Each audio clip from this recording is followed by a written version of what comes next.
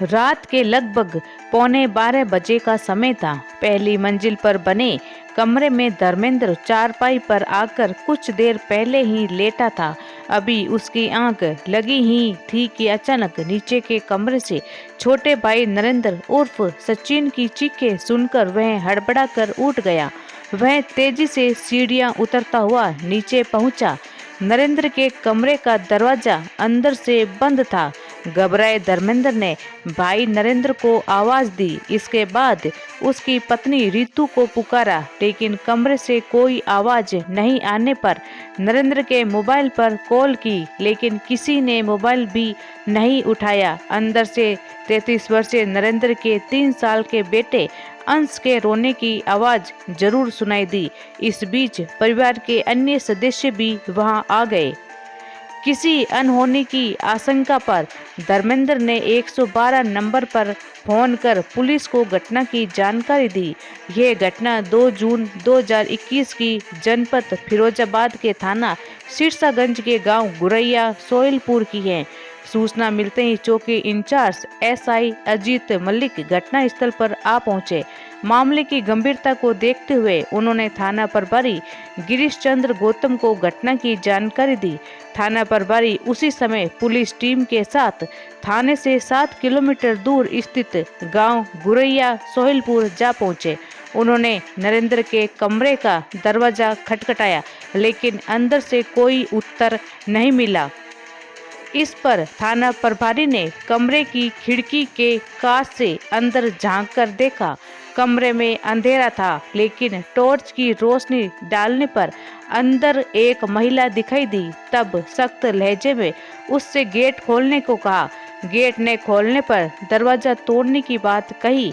कमरे में नरेंद्र उर्फ सचिन की पत्नी रितु और उसका बेटा अंश थे। पति नरेंद्र की आवाज नहीं आ रही थी। काफी समझाने पर रितु ने खिड़की खोल दी। उसने कहा कि कोई मुझसे और मेरे बच्चे से कुछ नहीं कहे तो मैं बाहर आ जाऊंगी। यह बात सुनकर पुलिस के साथ ही नरेंद्र के घर वालों को चिंता होने लगी कि नरेंद्र के साथ कुछ अनहोनी तो नहीं हो गई। शोर सुनकर रात में ही आसपास के लोग भी आ गए। रितु को अपने बच्चे की चिंता सता रही थी। उसे डर था कि ससुराल के लोग उसका बच्चा ले लेंगे। इस पर थाना प्रभारी ने समझाते हुए कहा कि मैं तुम्हें यहाँ से बच्चे सहित सुरक्षित निकाल कर ले जाऊंगा।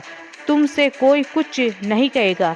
काफी देर समझाने बुझाने के बाद रितु ने दरवाजा खोला और बच्चे को गोद में लिए हुए बाहर आई, लेकिन कमरे के बाहर ससुराल जनों के साथ ही पड़ोसियों को देखकर दूसरे ही पल वे फिर से कमरे में चली गई। कहीं रितु दोबारा कमरा अंदर से बंद न कर दे, इसके लिए अब पुलिस सावधान हो गई थी। इस बीच एक ही नज़र में मोबाइल की टॉर्च से थाना प्रभारी ने कमरे का नज़ारा देख लिया था। नरेंद्र घायल पड़ा दिखा तो उन्होंने घायल नरेंद्र को ले जाने के लिए गाड़ी मंगाने की बात कही। ये सुनकर परिवार में कोहराम मच गया। महिलाएं रोने चीखने लगी। घटना से मोहल्ले के लोग हैरान हो गए। समझाने व सुरक्षा का आश्वासन देने पर रितु बच्चे को लेकर कमरे से बाहर आ गई। इसके बाद पुलिस ने कमरे में प्रवेश किया। अंदर का मंजर देखते ही पुलिस और घरवाले की आंखें फटी की फटी रह गई। पूरी चारपाई खून से सनी हुई थी। यहाँ तक कि चारपाई के नीचे भी खून दिखाई दे रहा था। कमरे के फर्श पर नरेंद्र बेहोशी की हालत में खून से लथपथ था। जल्द ही गाड़ी का इंतजाम कर घायल नरेंद्र को सीट पर लिटा दिया गया। उसका चेहरा बुरी तरह से घायल था। इसके अलावा पूरे शरीर पर चोट के निशान थे। नरेंद्र के साथ ही मासूम अंश के सिर से खून बह रहा था। गाड़ी में रितु और अंश को भी बिठाकर पुलिस ले गई। कमरे में ही नुकीली लोहे की रोड पड़ी थी। पुलिस ने रितु को हिरासत में लेने के साथ ही लोहे की रोड अपने कब्जे में ले ली। घटना की जानकारी होते ही सीओ देवेंद्र सिंह भी मौके पर पहुंच गए और घटना स्थल का निरीक्षण किया। वहीं फोरेंसिक टीम ने पहुंचकर घटना स्थल से सबूत जुटाए। पूछताछ में बड़े भाई धर्मेंद्र ने पुलिस को बताया कि रोजाना की तरह माँ व पिताजी दूसरे घर में सोने चले गए, जबकि वह अपने परिवार के साथ इसी मकान की ऊपरी मंजिल पर चारपाई पर सो रहा था। रात लगभग 11:15 बजे नरेंद्र की चीख सुनकर आंखें खुल गई। वह नरेंद्र उर्फ सचिन के कमरे की ओर दौड़ा। देखा भाई नरेंद्र के 2 साले हरदय मोहन व सोलू तेजी से भागते हुए मकान के गेट से बाहर निकल गए। रितु के हाथ में लोहे की रोड थी। उसने मुझे देखते ही कमरा बंद कर लिया। उसने बताया शाम को नरेंद्र की अपनी दूसरी पत्नी रितु के साथ कहासुनी हो गई थी। रितु ने अपने भाइयों के साथ मिलकर भाई की यह हालत की है। पुलिस ने घायल बाप बेटे को इलाज के लिए सिरसागंज के प्राथमिक स्वास्थ्य केंद्र में भर्ती कराया। नरेंद्र की गंभीर हालत को देखते हुए उसे जिला अस्पताल फिरोजाबाद के लिए रेफर कर दिया गया।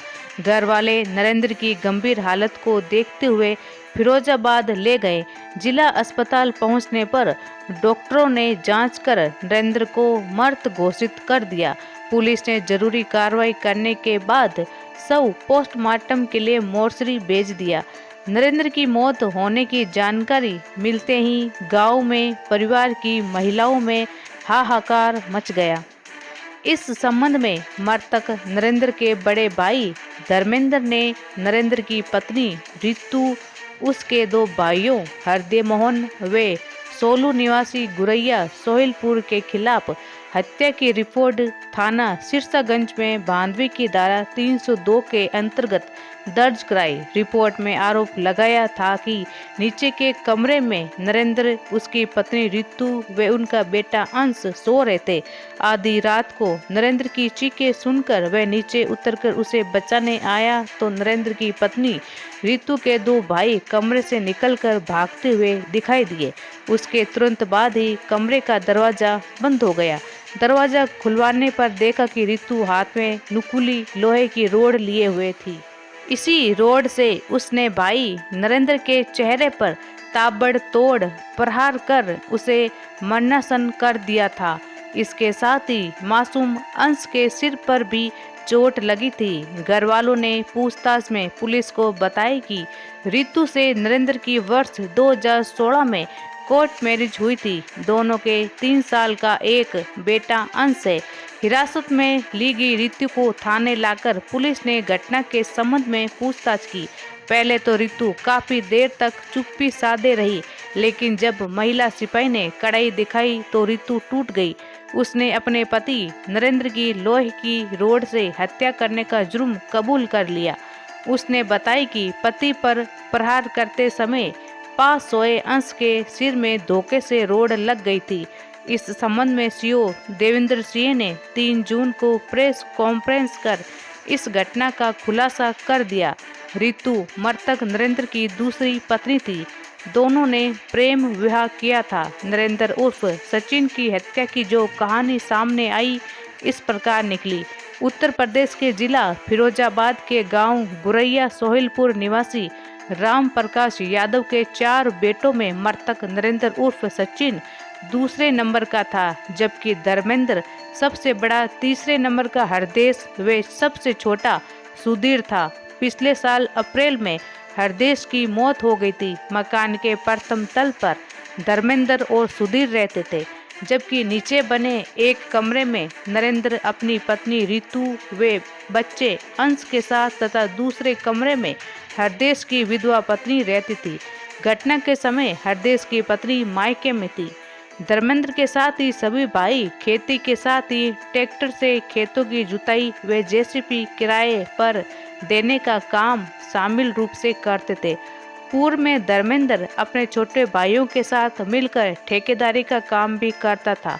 2006 में नरेंद्र की पहली शादी इटावा के थाना बसरहर के गांव संतोषपुर निवासी रीता के साथ हुई थी। रीता से 4 बच्चे हैं, इनमें 3 बेटी व 1 बेटा है। शादी के कुछ सालों बाद दोनों के बीच मनमुटाव हो गया था और रीता पति नरेंद्र को छोड़कर बच्चों को साथ लेकर अपने मायके चली गई थी, जहां उसने नरेंद्र के खिलाफ कोर्ट में मामला डाल दिया था। गांव के ही रहने वाले ब्रजमोहन बघेल के 5 बच्चों में रितु सबसे बड़ी थी। उसके बाद 3 बेटे व 1 बेटी थी। रितु के पिता ब्रजमोहन बघेल धर्मेंद्र यादव के प्लांट पर मजदूरी करता था। कभी कभी धर्मेंद्र छोटे भाई नरेंद्र को ब्रजमोहन को बुलाने उसके घर भेज देता था। इसी दौरान नरेंद्र और रितु की नजरें मिल गई। अभी वह किशोर अवस्था में थी। रितु देखने में सुंदर थी। नरेंद्र को वह पहली नजर में ही भा गई थी। नरेंद्र कद काठी का कसा हुआ जवान था।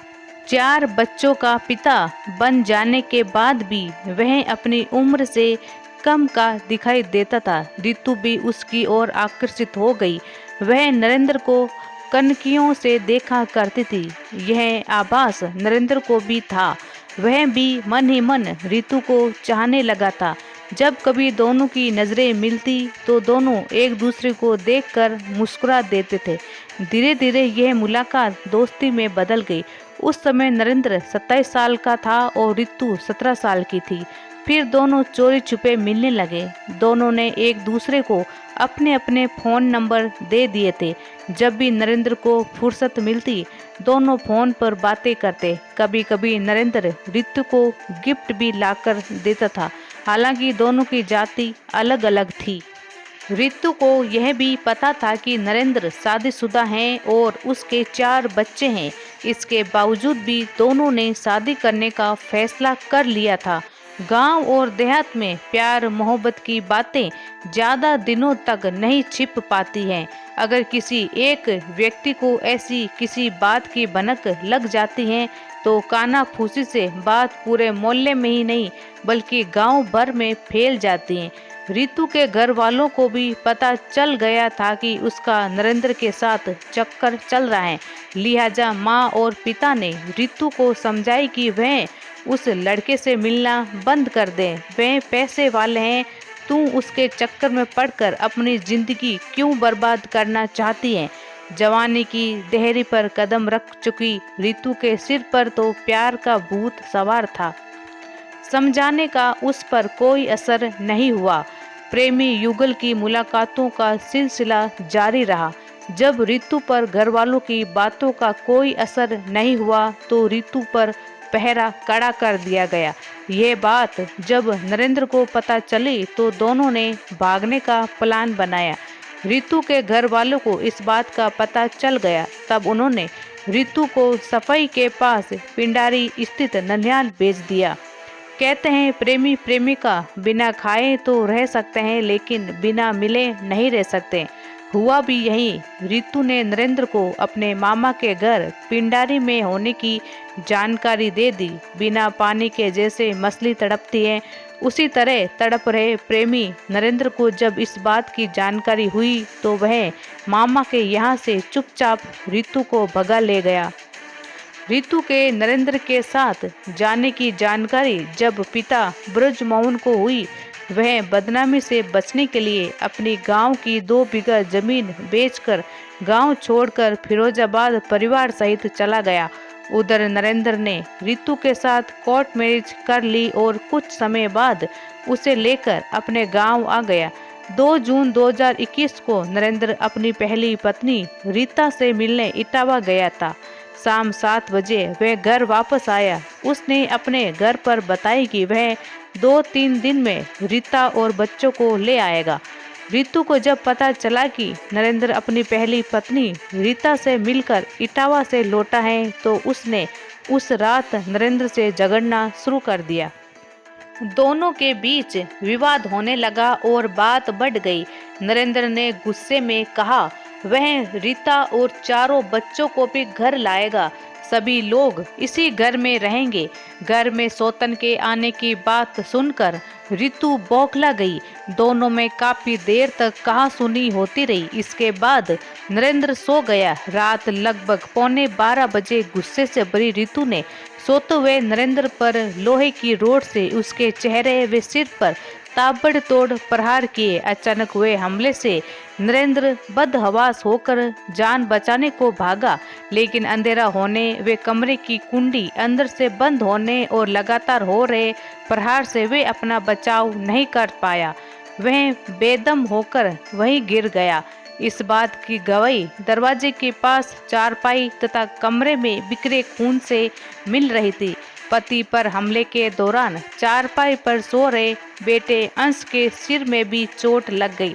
पुलिस ने रितु को पति नरेंद्र उर्फ सचिन की हत्या के आरोप में गिरफ्तार कर न्यायालय में पेश किया, जहां से उसे जेल भेज दिया गया। मासूम को भी रितु अपने साथ जेल ले गई। पुलिस घटना में नामजद रितु के दोनों भाइयों की इसमें शामिल होने की जांच कर रही है। कहते हैं कि गुस्सा आदमी की बुद्धि हर लेता है। गुस्से में उठाए गए गलत कदम के बाद सिवाय पछताने के और कोई दूसरा रास्ता नहीं बचता। रितु के गुस्से से जहां पति और पत्नी के रिश्ते तार तार हो गए, वहीं रितु अब कहीं की नहीं रही, क्योंकि घर वालों की मर्जी के खिलाफ शादी करने से घर वालों ने रितु से बहुत पहले ही संबंध तोड़ लिए थे।